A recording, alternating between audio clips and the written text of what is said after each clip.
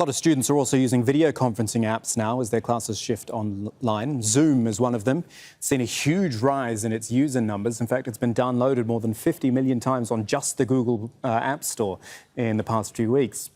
Governments have also started using it too, and as the US-produced software gains popularity, the company is now facing questions over its privacy. It's even been accused of passing information about its users on to Facebook. Let's talk about this with Adrian Mars, IT consultant and technology journalist on Skype from London. Nice to see you, Adrian. Hello. We should point out that G20 virtual meetings and top-level government communications are not happening on Zoom. They obviously have their own secure lines. But the British government has said, yes, we're using it as an intergovernment communicating tool. In your opinion, is it quote-unquote safe? I think it's a bit worrying.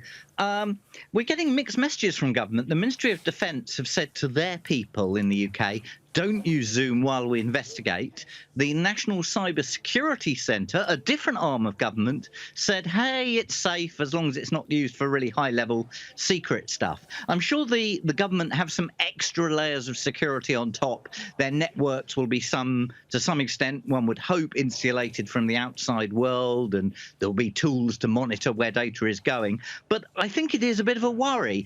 It has a poor security record. So quite a few months back, the Mac version of Zoom, security researchers discovered a flaw that allowed anybody to pick up video and audio from a Zoom account, and they took months to fix it.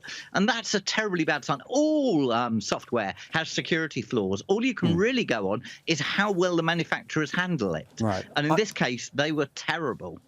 I also noticed on Zoom, and correct me if I'm wrong, but you can be invited to join a Zoom meeting and you get an email from the invitee and you click it and it takes you straight through. You don't even necessarily have to have downloaded the app or have an account with them. That doesn't sound, in my very simple mind, that secure. Yeah, there's a similar flaw where hackers were randomly generating Zoom meeting IDs using a bit of software and just seeing if that meeting existed, so they could drop into meetings at random. They fixed that, and I would urge people who are using Zoom to set a password for their meetings, so that will prevent that sort of flaw from being exploited. I'd also urge people, if they're using a desktop computer with a plug-in webcam, when you're not using the webcam, unplug it.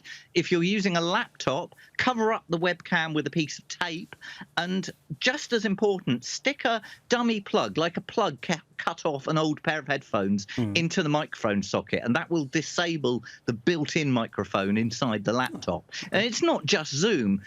When computers are exploited, hackers will often listen and record what's going on the webcam and the video, whatever software you're using. Yeah, I mean, that's just good advice at any time, I think, isn't it? More generally, I mean, obviously, VoIP, Voice over Internet Protocol programs are being used so much more right now.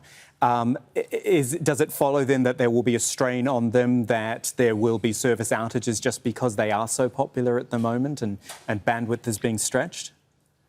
I think the general sign is that for most providers, at least from a UK perspective, is that bandwidth isn't being stretched. They've got lots of capacity. People are using more bandwidth, but that actually most providers have more than enough. It's absolutely fine. We're more seeing problems at the server end of things. So the internet itself, the connections are fine, but some people's servers, these things that live in huge data centers in big sheds around the world, are being stretched. So the UK version of Microsoft's cloud services called Azure, that's having a bit of capacity problems at the moment. Some people are reducing the quality of their video conferencing services to reduce strain on services. You're seeing some websites take a bit longer. Obviously, things like home shopping and stuff are completely under total onslaught, and people are putting in queuing systems and all sorts of things. But on the whole, actually, the internet itself is coping remarkably well. It's really quite heartening. I should have said, by the way, another worry about Zoom is that a large portion of its development is done in China. Right. And that's always a concern. It's not just a concern over Zoom. It's a concern for, we've seen the Huawei controversies. There's been a lot of controversy in the past about the security of Lenovo laptops, for example. And to be fair, Western governments and Middle Eastern governments, if they try and sneak sneaky little spy systems into their commercial software as well. Really, it's down to people to make a judgment as to how they trust one nationality over another nationality. And just to take, as you pointed out, take your own security steps anyway. Adrian Mars, always a pleasure, and nice to see you without a bookshelf behind you, something a little different for our viewers. Take care, Adrian. My techie workshop. Bye. Wonderful.